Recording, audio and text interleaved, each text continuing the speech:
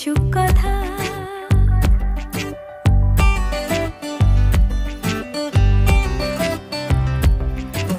চুপ করে তুই কেন ছিলি শুধুই মনে বেঁধে রেখে চুপ কথা আজ বলে দে সব বাধা।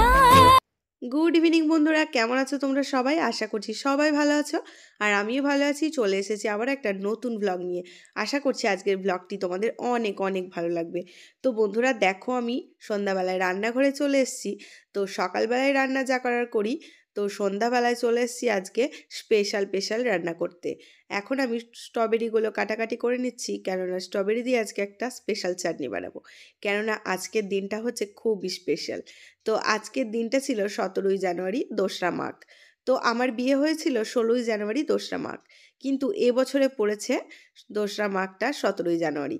তো আমরা ছোট থেকে যেহেতু প্রত্যেকটা বিশেষ দিনই বাংলা হিসাবে করে থাকি, তো সেই হিসাবে আমরা মাঘের 2 তারিখটাই বেছে নিয়েছিলাম। তো আজকে ছিল আমার বিবাহবার্ষিকী। আর সেই দিন আমার ভাইয়েরা মিলে সবাই মিলে ওদের আবদারে আর কি ছোট্ট করে একটু বিবাহবার্ষিকী পালন করেছিল। আর ওরা যেহেতু নিজেদের আনন্দের জন্য একটু বিবাহবার্ষিকী পালন করেছে, তো আমি কি আর ওদেরকে শুধু মুখে রাখতে পারি? তাই একটু সন্ধ্যাবেলায় ছোটোখাটো করে খাওয়া দাওয়ার আয়োজন করেছিলাম। তো সেটারই এখন প্রস্তুতি চলছে। তো স্ট্রবেরিগুলো কিছুদিন আগে আনা হয়েছিল, তোমরা দেখেছো, তো সেগুলো ফ্রিজে ছিল। তো ভাবলাম আজকে একটু স্ট্রবেরির চাটনি করার যাক। তো স্ট্রবেরির চাটনি আমি আগে কখনোই করিনি, আজকেই ফার্স্ট টাইম করলাম। আর সন্ধ্যাবেলায় এই ঠান্ডায় গরম গরম কিছু স্ন্যাক্স না হলে কি ভালো লাগে বলো তো? সেই কারণে আজকে বানিয়ে নেব হচ্ছে গরম গরম চিকেন পকোড়া, আর সাথে হচ্ছে গরম কফি। তো চিকেন পকোড়াটাও কিন্তু আজকে আমি ফার্স্ট টাইম বানাচ্ছি। চিকেন পকোড়া কিন্তু আগে আমি কখনোই বানাইনি। তো চিকেন পকোড়াটা খুবই সহজ ব্যাপার, কিন্তু আগে কখনো বাড়িতে বানিয়ে খাওয়া হয়নি। কেননা কি বলো তো, আমরা দুটো মানুষ সব সময় চিকেন পকোড়া খেতে মন হলে বাজার থেকে কিনে এনেই খাওয়া হয়, স্পেশাল করে আর কিছু বানানো হয় না। তো আজকে যেহেতু সবাই মিলে এক জায়গায় জড়ো হয়েছি, সেই কারণে আজকে মন হলো যে একটু চিকেন পকোড়া বানাই। তো প্রথমেই দেখো, চিকেনগুলোকে ছোটো ছোটো করে পিস করে বাজার থেকেই নিয়ে আসা হয়েছিল। তো তারপর সেগুলোকে বেশ ভালো করে ধুয়ে পরিষ্কার করে এখন দিয়ে দিলাম হচ্ছে কেটে রাখা পেঁয়াজ আর হচ্ছে আদা রসুনের একটু পেস্ট। তো এটা পুরো পেস্টটা মিক্সিতে জাস্ট একটু ঘুরিয়ে নিয়েছিলাম, হালকা যাতে একটু থেতো থেতো থাকে আর কি।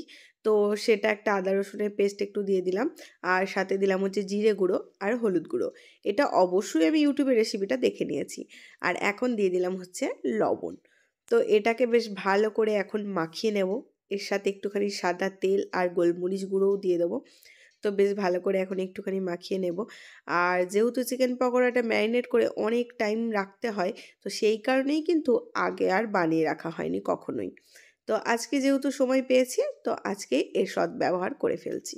তো এই যে দেখো, এখন সমস্ত কিছু দিয়ে দেওয়ার পরে বেশ ভালোভাবে মাখিয়ে নিচ্ছি। আর মাখানোর সময়তেই যা সুন্দর গন্ধ বেরোচ্ছিল। তো তারপরে এটা বেশ ভালো করে মাখানো হয়ে যাওয়ার পরে আমি একটুখানি ভিনিগার দিয়ে দেবো। আর 1 ঘন্টা মতো কিন্তু এটা ম্যারিনেট করে রেখে দেবো। তো আমার অর্ধেকটা রান্না প্রায় হয়ে এসছে, আর অর্ধেকটা হলে আজকে রাতের ডিনারের জন্য রান্নাবান্না পুরোপুরি কমপ্লিট হয়ে যাবে। তো 1 ঘন্টা পর আবারও চলে এসেছি চিকেন পকোড়াটা কমপ্লিট করতে। তো এই যে দেখো, এখন এটার ওপরে বেসন দিয়ে দিলাম আর চালের গুঁড়ি দিয়ে দিচ্ছি। আর এই প্যাকেটে এগুলো রাখা ছিল, তো কৌটোতে এগুলো ঢালা হয়নি, ঢালা হয়েছিল, কৌটোটা শেষ হয়ে গেছে আর প্যাকেটে অল্প অল্প ছিল, তো সেটাই যা ছিল একদম ঢেলে ঢুলে দিয়ে দিলাম। আর এখন এই যে একটা ডিম দিয়ে দিচ্ছি। তো এটাকে আবারও বেশ ভালোভাবে আমি মেখে নেব আর কি। তো তারপর চিকেন পকোড়া ভাজার দায়িত্বটা আমি অন্য কাউকে দিয়ে দেবো, কারণটা হচ্ছে অলরেডি অনেকটা লেট হয়ে গেছে। এখন যদি আমি চিকেন পকোড়াগুলো ভাজতে যাই, তাহলে সবাই যে আমার জন্য এসে অপেক্ষা করছে, তো কেকটা কে কাটবে? আমাকেই তো কাটতে হবে, তাই না? তো আমি প্রথম থেকেই বলেছিলাম যে বিবাহবার্ষিকী করার দরকার নেই কি, ইচ্ছে তো অবশ্যই হয়, বেশি বেশি কিছু করতে হবে না, ঠিক আছে, আমরা নিজেদের মধ্যেই একটু নিজেরা সেলিব্রেট করে নেব। কিন্তু ভাইরা একদমই ছাড়লো না। সবাই মিলে রায়ের মামা, রায়ের কাকাই, এরাই দুজন মিলে বেশি জোর করে এই আয়োজনটা ওরা করেছে। তো ওরা কিছুতেই ছাড়লো না। ওরা নিজেদের মধ্যে ছোটরা আর কি, ছোটরা নিজেদের মধ্যে প্ল্যানিং করে এই সন্ধ্যাবেলায় আয়োজনটা করেছে। তো হঠাৎ করেই সব কিছু হয়েছে। মানে সন্ধ্যাবেলার মধ্যেই সব কিছু হয়েছে, আবার তাড়াতাড়ি করে সমস্ত জোগাড়ও হয়ে গেছে। তো মানে আমাদের ছোটোখাটো কোনো কিছু হলে, যেমন রায়ের পিপি, কাকাই, তারপর হচ্ছে মানে আমার বন্ধু শিল্পা, রুদ্র, এরা সবাই থাকে। আর আমাদের ফ্যামিলি তো আছেই, মানে হচ্ছে আমার শ্বশুরবাড়ি, আমার বাপের বাড়ি। কিন্তু এটা যেহেতু আগে থেকে কোনোভাবেই ঠিক ছিল না, জাস্ট হঠাৎ করেই হয়েছে, সেই জন্য ওরা কেউই আসতে পারেনি, শুধুমাত্র আমার ভাই এসছে। আর এই যে দেখো, রায়ের ঠাম্মা এসে বসে আছে, সেজেগুজে চলে এসছে ফটোশ্যুট হবে বলে। তো ঠাম্মা ঘরে বসে আছে, আর আমার বিছানার কি অবস্থা, আমি একদমই সময় পাইনি। ওদের লাল পড়বে মনে হয়। রাজা দেখি ঠান্ডা, এখন ওই জন্য গরম পকোড়া খাওয়া হবে, খুব ঠান্ডা সেই জন্য। আর এই বান্ধবী বেচারা ইনভাইট করেছি, এসেছে। হ্যাঁ তুলে দাও। বেচারা এসেছে, এসে খাটছে। আর রায় এদিকে সাজুগুজু করছে। আসলে দুপুরবেলা একটু শোয়া হয়েছিল, মানে রায় শুয়েছিল আর কি, আর আমিও সাথে একটু শুয়েছিলাম, তো বিছানা ঢাকাঢুকি নিয়েছিলাম। তো তারপর দুপুর থেকে উঠে থেকে কাজ করেই যাচ্ছি, বিছানাটা গোছানোর একদমই সময় করে উঠতে পারিনি। তো তারপরে এই যে দেখো, সবাই এখন সাজুগুজু করছে, আর আমি তো জাস্ট একটা কুর্তি পরেছিলাম, কিন্তু আমাকে কেউই ছাড়লো না, মানে বিশেষ করে কাকিমা আর কি। কাকিমা আবারও জোর করে আমাকে শাড়িটা পরানো করালো। আর হ্যাঁ বন্ধুরা, এই শাড়িটা কিন্তু তোমাদের দাদাভাই আমাকে বিবাহবার্ষিকী উপলক্ষে দিয়েছে।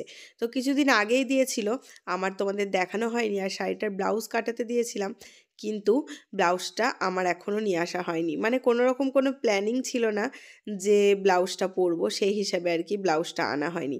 তো আমি এই যে ঘরে ঢুকেই কেকটা দেখে চমকে গেছি, মানে কেকটা দেখতে এতটাই সুন্দর, আর আমি তো আগে কেকটা দেখিনি, এই জাস্ট ঘরে ঢুকেই দেখছি। মানে যেহেতু কেকটা আমি আনিনি, কেকটা ওরাই এনেছিল, তো ওরাই আমাকে সারপ্রাইজ দিল আর কি। তো আজকে সন্ধ্যাটা সত্যিই খুব আনন্দের সাথে কাটালাম। আর ওদের এই ছোট আবদারটা যদি আমি না রাখতাম, তাহলে কিন্তু সবাই একসাথে এতটা আনন্দ করতে পারতো না।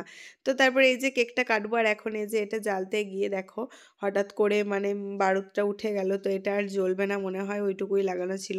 তো তারপর চলো এখন কেকটা কেটে নিই। আর এই যে রায় দেখো মাঝে বসে আছে, রায় আবার ওর সুইটিকেও নিয়ে এসছে, মানে ও বলছে যে আমি থাকবো সাথে, আমার সুইটিও কেক কাটবে। তো চলো আজকে 4 জন মিলেই কেকটা কেটে নেওয়া যাক, মানে আমি, তোমাদের দাদাভাই, রায় আর রায়ের সুইট।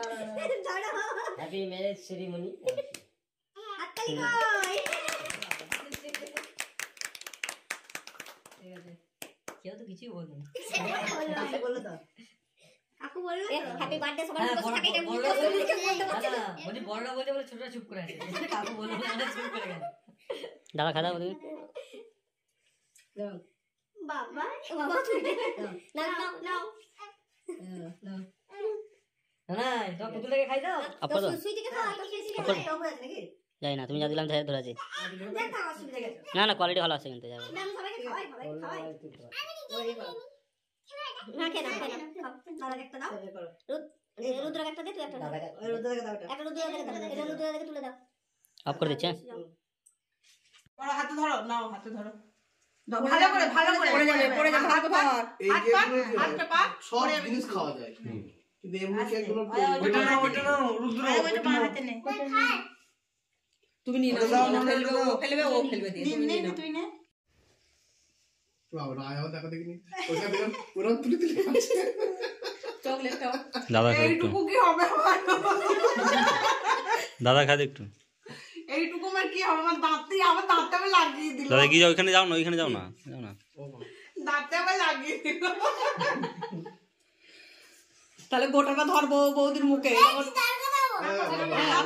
হ্যাঁ করো ধরো। ক্যামেরাম্যান লাস্টে, ক্যামেরাম্যান লাস্টে আসতে। আমার নামটা কাটি না, কি কি লেখা আছে বলো দেখিনি, রায় কি কি লেখা আছে বলো।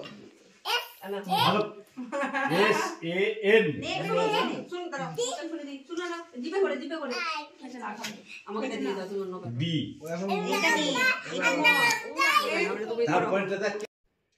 তো তারপর কেক কাটা হয়ে যাওয়ার পরে একে একে আমি সবাইকে এখানে খাইয়ে দিচ্ছি। আর রায় দেখো কি আনন্দই না করছে। আর রায় তো সমানে বলে যাচ্ছে যে মায়ের হ্যাপি বার্থডে। তো রায় বুঝতেই পারছে না অ্যানিভার্সারি মানে কি, তো রায় অবশ্যই রায় কী করেই বা জানবে, ও তো এখনও অনেক ছোট। তো এই যে কাকু আমাদের কেক খাইয়ে দিচ্ছে আর আমিও সবাইকেই একে একে কেক খাইয়ে দিলাম। তারপর আমরা কিছু ফটোশ্যুটও করেছিলাম। আর কেক কাটতে কাটতে অলরেডি বাইরে হাওয়া উঠে গেছে। রাত্রের দিকে ভীষণই ঝড় বৃষ্টি হয়েছিল, মানে ঝড় বলবো না, একটু হাওয়া উঠেছিল আর বৃষ্টি হয়েছিল। আর আমাদের তো ফটোশ্যুটের 12টা বেজে গেছে, কেননা যেই একটা দুটো ফটো তোলা হয়েছে ব্যাস অমনি কারেন্ট চলে গেছে। তারপর বেশ কিছুক্ষণ অপেক্ষা করার পরে কারেন্ট আসলো। এবার শাড়ি টাড়িও তো ছাড়তে হবে, কেননা খাওয়া দাওয়ারও তো ব্যবস্থা আছে, সেই জন্য খুব একটা বেশি আর ফটো তোলা হয়নি। আর এই যে দেখো আমি সবাইকে কেক খাওয়াচ্ছি আর সবাই আমাকে খাওয়াতে খাওয়াতে পুরো একদম পেট ভরেই গেল, মানে আমাকে আর আলাদা করে কেক নিয়ে খাওয়াতে হলো না। তো তারপরে এই যে ভাইকে এখন কেক খাওয়াবো বলে ওর হাতে দিয়েছিলাম আর ও কেকটা নিয়ে চলে যাচ্ছিল। তো আমি ওকে সেটাই বলছিলাম যে তুই কি কেকটা নিয়ে পালিয়ে যাওয়া ধান্দা করছিলি। তো যাই হোক একে একে সবাইকে খাওয়াচ্ছিলাম, এদিকে রায়ের কাকাই ক্যামেরা করছিল। তো তখন আমি রায়ের কাকাইকেই বলছিলাম যে এবার ক্যামেরাটা অন্য কাউকে দাও আর তুমি এসো। আর হ্যাঁ বন্ধুরা, তোমাদের একটা কথা বলে রাখি, আমার অ্যানিভার্সারি হচ্ছে 7 বছর পূর্ণ হলো। তো আমার ভীষণই ইচ্ছা যে একটা বার অন্তত আমার অ্যানিভার্সারিটা একটু বড়সড় করে হোক, মানে আমার মনের একটা বিরাট একটা ইচ্ছা এটা। তো আমার বিয়ের পর থেকে 7টা বছর কেটে গেল, কিন্তু আমি আমার মনের ইচ্ছেটা পূরণ করতে পারিনি, মানে বড়সড় করে আমার অ্যানিভার্সারিটা পালন করতে পারিনি। তো অ্যানিভার্সারিটা বড় করে পালন করার আমার একটাই ইচ্ছা, এই কারণে যে সময় আমার বিয়েটা হয়েছিল সেই সময় এত কিছু ডেকোরেশন, এত কিছু মেকআপ কোনো কিছুই ছিল না। তো এখন আমি যেহেতু নিজেই মেকআপ আর্টিস্ট, তো তখন সেই সময়ের মেকআপটা আমার একদমই পছন্দ হয়নি, সেই কারণেই আমার আরও ভীষণ ভীষণ ইচ্ছা আর কি। তো দেখো এখন চিকেন পকোড়া আর কফি খেতে চলে এসছে সবাই, আর তারপরে এই যে বৃষ্টি নেমে গেছে। তো এদিকে বৃষ্টি হচ্ছিল আর আমরা ওদিকে খাবার টাবারে জোগাড় করছিলাম। আর আজকে মেনুতে ছিল ফ্রাইড রাইস আর চিকেন, আর সাথে ভাতও করেছিলাম, মানে সবাই তো পুরোপুরি রাইস পছন্দ করে না। আর হচ্ছে একটুখানি ফুলকপি পেঁয়াজ কলির পোস্ত আর স্ট্রবেরির চাটনি আর রসগোল্লা, ব্যাস আর কিচ্ছু ছিল না, জাস্ট সিম্পল মেনু। তো আমরা এদিকে সবাই মিলে খাওয়া দাওয়া করছি, সবাই মিলে মানে এই যে রুদ্র আর রায় খাচ্ছে, তারপরে এই যে আমরাও একসাথে খেতে বসে গেছি, মানে সবার খাওয়া হয়ে গেছে ছেলেদের, আমি আর মন্দিরা এখানে খাচ্ছি। আর এই যে দেখো ভাইকে বলেছে একটু ভিডিও করতে, তো ভাই একদম অল টাইম মানে ক্যামেরাটা নিয়ে একদম দাঁড়িয়েই গেছে। তো আমরা গল্প করতে করতে অনেকটা টাইম ধরে খেয়েছিলাম। তো চলো গাইস, আজকের ভ্লগটা এইটুকুই। তোমাদের আমার অ্যানিভার্সারির ভ্লগ কেমন লাগলো অবশ্যই কিন্তু কমেন্ট করে জানাতে ভুলো না। আর যদি কিছু ভালো লেগে থাকে একটা লাইক করো বন্ধুরা। আর তোমরা যদি চাও যে আমি ইউটিউবে একটু জায়গা করে নিই, তাহলে কিন্তু তোমরা আমার চ্যানেলটা সাবস্ক্রাইব করো। আর হ্যাঁ, সত্যিই আমার ইচ্ছা আছে যে আমার যখন 10 বছর পূর্ণ হবে আমার অ্যানিভার্সারিটা বড় করে করব। তো সেটা তোমরা ঠাকুরের কাছে বলো যে যেন আমার এই আশাটা পূর্ণ হয়। তো আজকের মতো টাটা, আবার আসবো নতুন একটা ব্লগে।